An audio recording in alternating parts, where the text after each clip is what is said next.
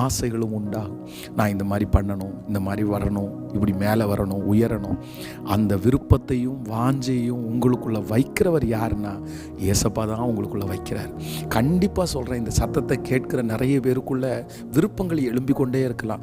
நான் ஒரு பிஸ்னஸ் பண்ணணும், நான் ஒரு வீடு வாங்கணும், நான் இந்த மாதிரி நல்லா இருக்கணும், நான் ஊழியம் செய்யணும், நான் இந்த மாதிரி ஆண்டவருடைய வார்த்தை, இந்த விருப்பம் உங்களுக்கு இருக்குன்னா நிச்சயமாக சொல்கிறேன், ஏசப்பா தான் உங்களுக்குள்ள அதை துவங்குறாரு. நீங்கள் அதுக்கு உயிர் கொடுங்க, நீங்கள் அதை நம்புங்க. சீக்கிரமாக அந்த விருப்பத்தையும் வாஞ்சையும் ஆண்டவர் நிறைவேற்றுவதற்கு வல்லவராக இருக்கிறார். நீங்கள் நல்லா இருப்பீங்க. நான் உங்களுக்காக ஜெபம் பண்ணுறேன். இந்த 100 நாட்கள் ஜெபம் முடிகிறதுக்குள்ள பெரிய மகிமையை நிச்சயமாக நம்ம எல்லாருமே பார்க்க போகிறோம். ஆண்டவரை தேடுகிறவர்களை கர்த்தர் எப்படி கைவிடுவார்?